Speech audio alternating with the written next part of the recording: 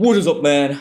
Welcome back to another YouTube video. Sa video na to, pag-uusapan natin ng isa sa ating email newsletter subscriber na nag-send sa atin ng isang email na humihingi ng advice. So, sa mga bago sa channel na to, I'm Joms and I upload videos to help men gain control and leverage into their dating and relationships. So mainly, ang core topic ko dito is about polarity. Polarity meaning the natural attraction between the masculine and the feminine energy. So, kung gusto mo maka-attract ng feminine na babae, yung loyal, loving, submissive, at supportive na babae sa buhay mo, then you might want to improve your masculine energy and understand the feminine. So, sakto to dahil ako mismo ay nasa journey ko to be the best masculine version of myself.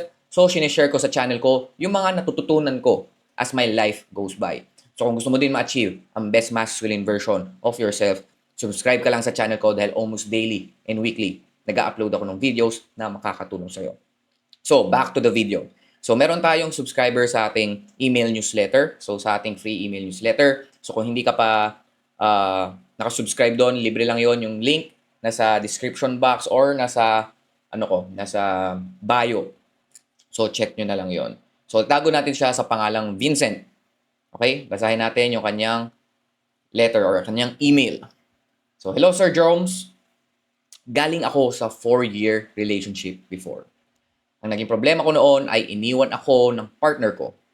Bukod sa may nakilala siyang iba, naging needy rin ako, napabayaan ko ang sarili ko, masyado akong naging dependent sa kanya, at aminado akong naging immature ako sa relationship namin.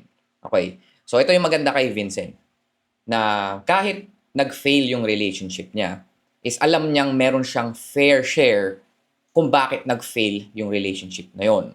So tandaan nyo guys, every failed relationship na nakukuha nyo is palaging meron kayong fair share kung bakit nag-fail yung relationship na yon. Okay? Hindi pwedeng dahil sa babae lang. Okay? Hindi dahil, kasi ganyan siya, kaya kami naghiwalay, kasalanan niya. Okay? So ang ginagawa mo is blaming ang ginagawa mo. So nagiging victim ka. So kapag ganun ang ginagawa mo is nabubulag ka o sarado yung mata o yung utak mo sa improvement. Okay? Hindi mo makikita yung pagkakamali mo. Kasi usually kapag nag-fail ang isang relationship, okay, meron kang ambag doon kung bakit nag-fail yung relationship na yon. It's either meron kang mga na-tolerate na behavior, naging complacent ka, okay, may mga nagawa ka that killed polarity, that killed attraction.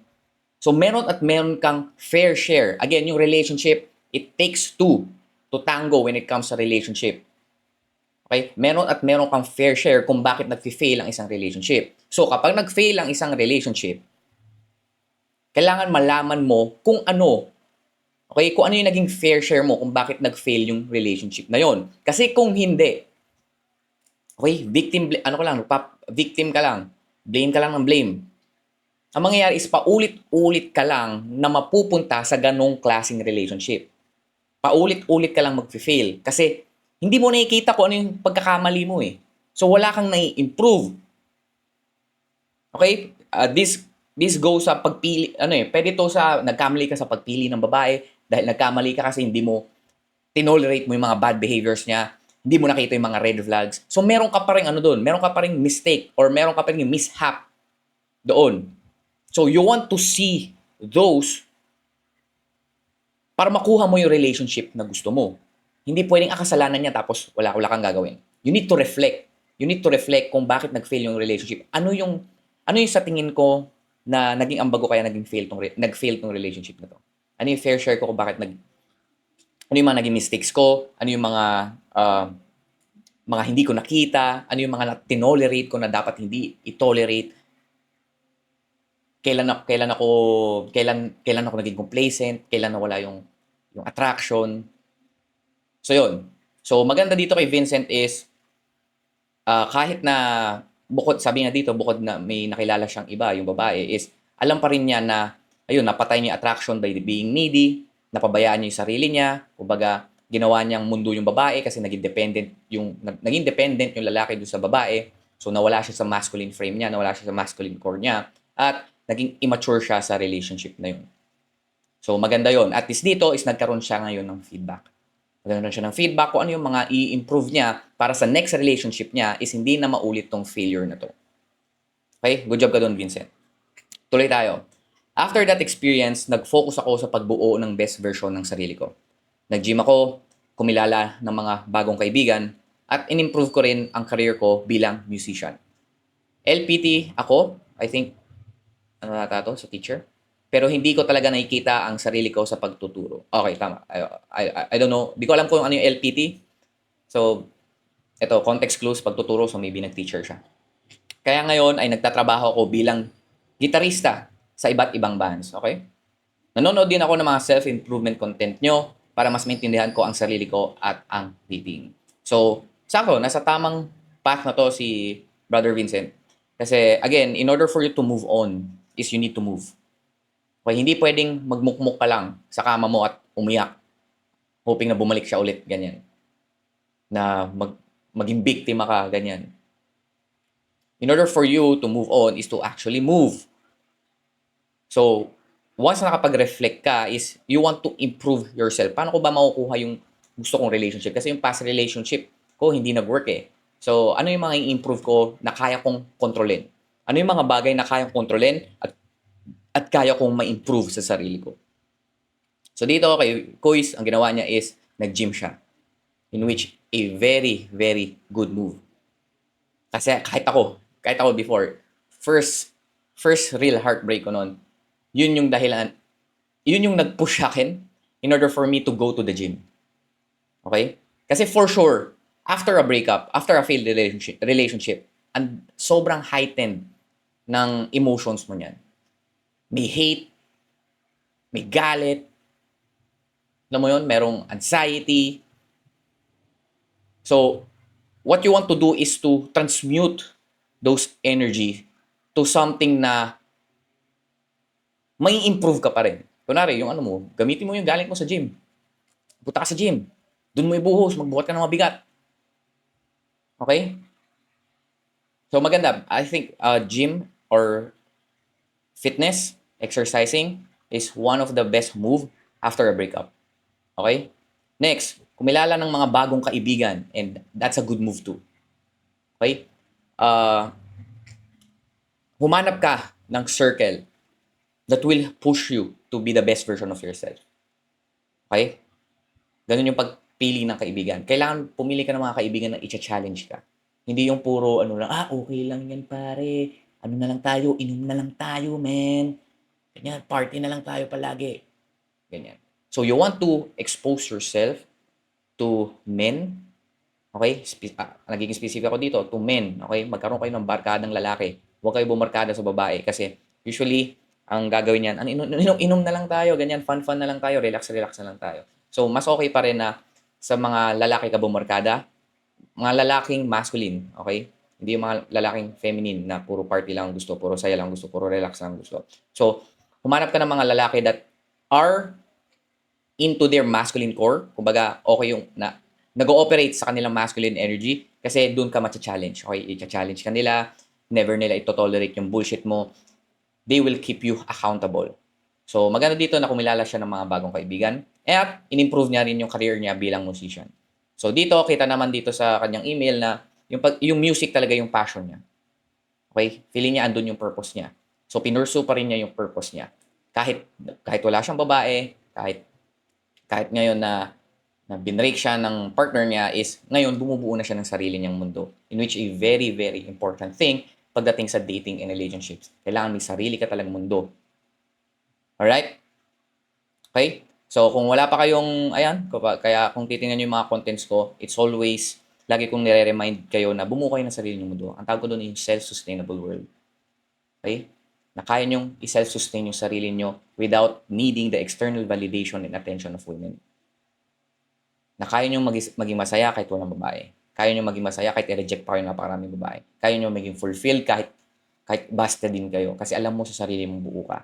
At alam mo sa sarili mo that as long as you're improving your world, as long as you're improving yourself, your lifestyle, yung mundo mo, and you are showcasing yourself sa dating marketplace, meron at merong babaeng lalapit sa'yo. Meron at merong babaeng sa'yo, magiging curious sa mundo mo at gustong maging bahagi ng mundo mo. Okay? So again, as long as you are improving yourself, improving your world, showcasing yourself sa dating marketplace, you're the one initiating for it, hindi ikaw yung passive, nagiging proactive ka on finding dating opportunities, meron at merong babaeng magkakagusto at magkakaroon ng interest na pumasok sa mundo mo. Okay? So yun, so kung bago ka sa channel ko, subscribe ka lang kasi yun mismo yung tinuturo ko dito sa channel na to. So yun, tuloy tayo. To cut the long story short, may nakilala akong girl na isa sa mga gigs ko. Siya mismo ang nagbigay ng IG niya sa akin. Magkausap kami ngayon for about a week. Nagko-calls na rin kami at aminado siyang gusto niya ako. Single mom siya, pero attracted ako sa kanya dahil sa personality at looks niya. Okay. So, again, sabi ko nga sa punto ko kanina, as long as you are improving yourself and your world, showcasing yourself, kumbaga, you are putting yourself available sa dating marketplace, kumbaga lumalabas ka, ina-expose mo yung sarili mo sa mga opportunities na pwede ka makakilala ng babae. And example nito si Tropa, na pumupunta siya ng mga gigs while siyempre, ito tinan nyo, pinupursue niya yung passion niya into music. Pero tapos na-expose din niya yung sarili niya sa dating marketplace. Kumbaga, nasa-showcase niya yung sarili niya. So, yun nga, magandang good move yun. So, yun, dahil doon, nakakilala siya ng isang babae na interesadong pumasok sa mundo niya. So, dito, alam natin na yung babae daw yung nagbigay ng IG niya sa kanya. So, it's a good sign na may high interest ang babae sa'yo.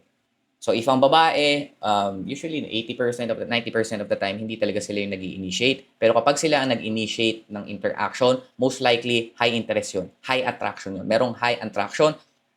High attraction meaning interesado sila na makilala ka pa. Okay? Nakaka-feel sila ng arousal sa'yo, ng sexual. Pwede kang maging intimate partner. So, dito, yung babae yung nagbigay ng IG niya sa kanya. And nagkakausap sila for about a week. Okay, good timing pa to. Ibig sabihin, medyo fresh pa. And kapag masyado mo tong pinatagal, hindi mo siya inaya lumabas agad, for sure maboboring na to. So make sure, utilize yung within 3 to 7 days at least na kailangan maaya mo na yung babae into a date. Kasi kung hindi, is magiging chat buddy lang kayo forever. Okay, walang mangyayari. Isa yun sa dahilan kung bakit ka na friend zone o bakit naboboard ang isang babae kasi hindi mo siya inaaya lumabas. Ang getting to know should be done outside the phone. Ang phone, ginagamit lang yan in order for you to set up schedules kung kailan kayo magkikita. Okay, kung gusto niyo magkwentuhan sa personal, ayain niyo makipag-date. Gets? So, magkausap kami na week, nagko-calls na rin kami at aminado siyang gusto niya ako. So, umamin din naman yung babae na gusto siya. So, ito ngayon, single mom yung babae. Okay, for me, sa opinion ko, sarili kong opinion, wala namang problema kung magdi-date ka ng isang single mom. Kasi ako naman, for me, magdi-date din naman ako ng single mom eh. Basta virgin.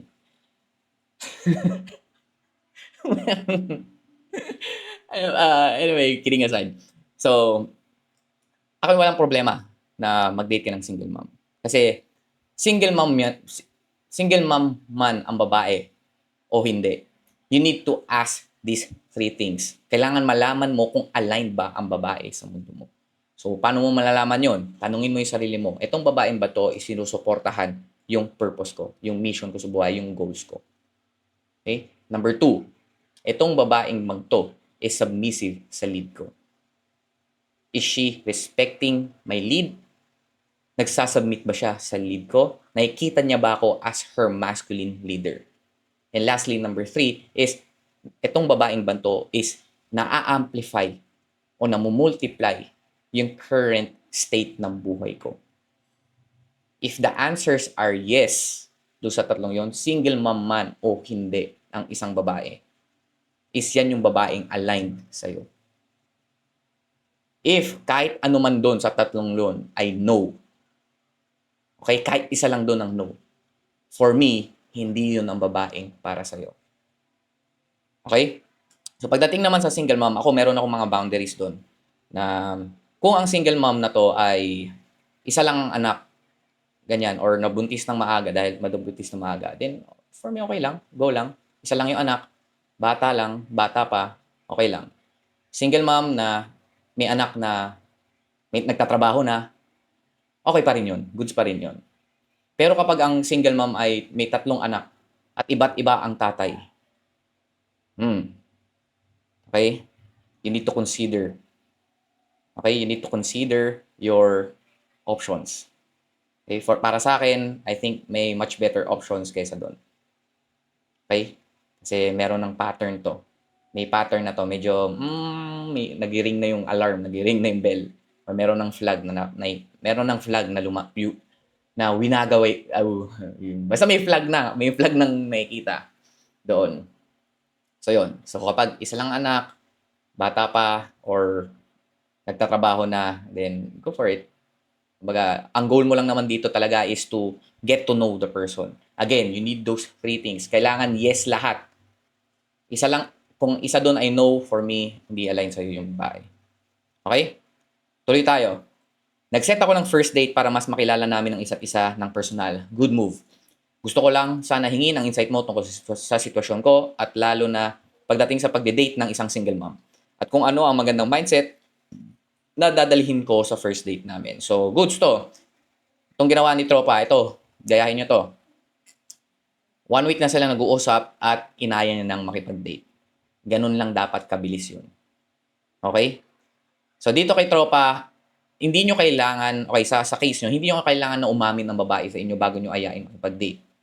Okay? Usually is, you need to observe how she behaves kapag kausap mo siya.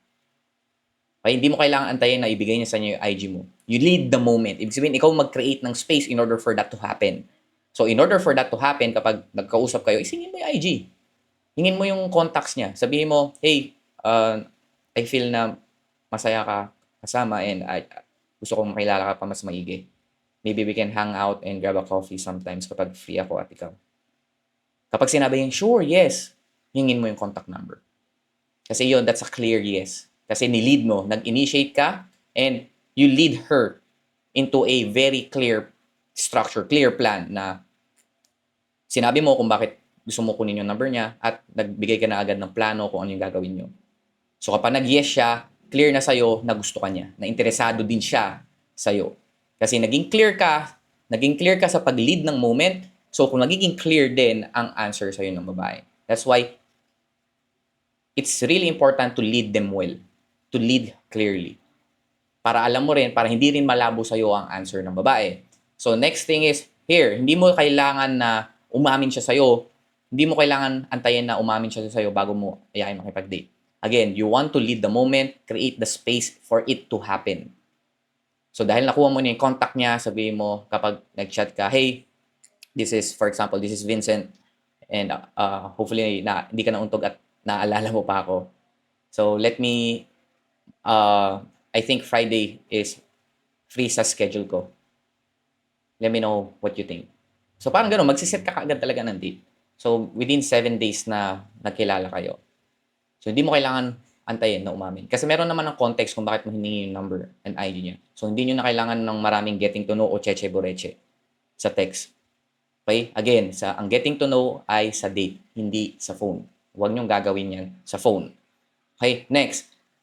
Ano naman, ito, nabigyan ko na siya ng insight tungkol sa sitwasyon niya at also sa pagdating sa pagde-date ng single mom. Again, 3 questions. 3 questions ang a-answerin mo, single mom man ang babae o hindi. Number 1 is kung, ano yung number 1? Kalimutan ko na agad Number 1, etong babaeng banto ay willing suportahan yung purpose, yung goals, yung mission ko sa buhay ko. Okay? Willing suportahan. Number 2, itong babaeng banto ay submissive. Kaya niya mag-submit at irespeto ang pagiging masculine leader ko. Okay? May kita mo naman yan kapag nag-lead ka if willing siya mag-submit. Okay? Na sobrang flawless, walang friction. And lastly, itong babaeng banto is kayang i-amplify. Okay? I-multiply. Pagandahin pa. Okay? O padaliin pa ang buhay ko. So if yes, yung 3 yon, single mom man ang babae o hindi, align sa'yo yun. Pero kung isa lang doon ay no, for me, hindi yun yung babaeng para sa'yo. Next, ano ang magandang mindset na dalhin ko sa first date namin? So, bibigyan lang kita. Number one is, again, continue leading. Okay, continue leading. Ibig sabihin, ikaw magplan ng date, kung saan pupunta. Kung gaano kahaba. Again, hindi mo naman kailangan sabihin sa kanya lahat kung saan kayo pupunta, ganyan. Hindi mo kailangan sabihin na ito yung schedule natin ha. Itong pagdating ng 3:00 is pupunta na tayo sa coffee shop. Pagdating ng 4:30 is pupunta na tayo sa Sogo. Okay. Okay. Hindi mo kailangan sabihin yung mga plano mo. Okay? Hindi mo kailangan sabihin yung mga plano mo. Pero have some structure. Okay? Ikaw ang magdidikta kung saan kayo pupunta. Ikaw ang magdidikta kung matatapos na ang date nyo o hindi. Ikaw ang magdidikta kung gaano kahaba kayo magsistay sa isang place. Ikaw ang magdidikta kung lilipat na kayo ng pwesto. Okay? So, lead the moment. Next thing is, be confident. Be confident. Okay? Assume na sobrang gusto ka niya. Okay? Assume na sobrang kung gusto ka niya. So, kapag ganun na, alam mo naman na sobrang gusto ka ng babae is, be confident lang. Man, present yourself well. Just wag kang maging play safe. You know what I mean? Wag kang maging play safe. Wag kang maging needy. Ipakita mo that you are very confident sa sarili mo and you are leading her. The next is escalate things up. Escalate. Mag-escalate ka na dito. Meaning you flirt. Make sure you flirt. Kasi pag hindi ka nag-escalate sa mga first date nyo is magiging friends lang kayo.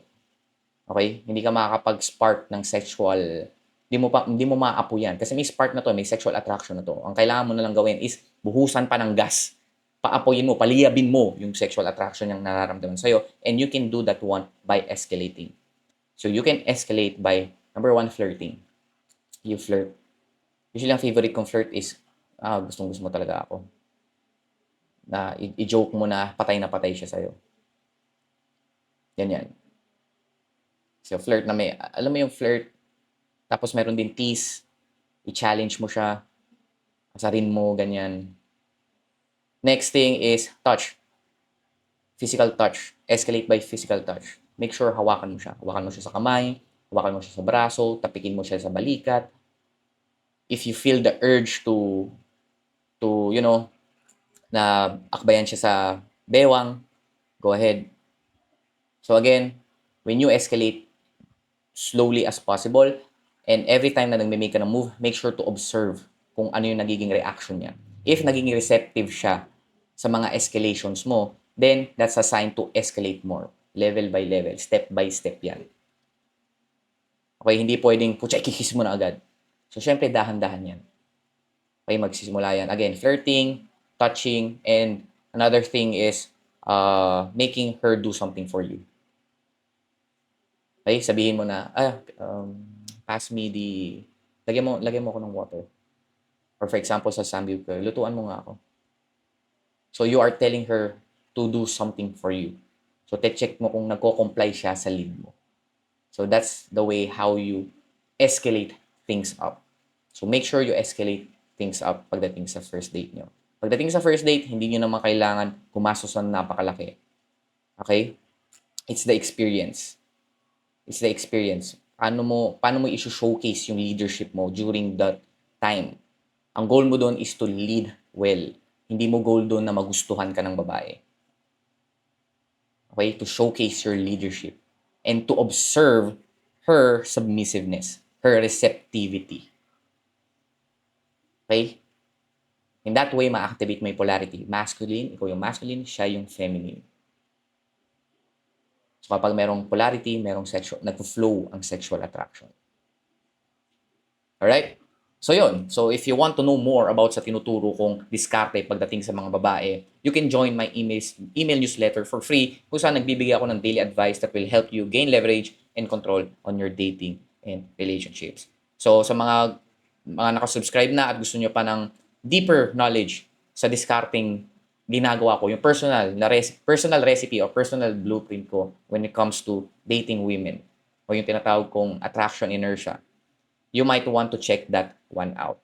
So yun. So kung palagi ka nababasted, na-friendzone, nare-reject at natutorpe at gusto mo na maging best masculine version mo, Click mo lang yung mga links ko sa description box or sa bio ko. Check mo na lang yan and I'll see you on the next one. Let's go.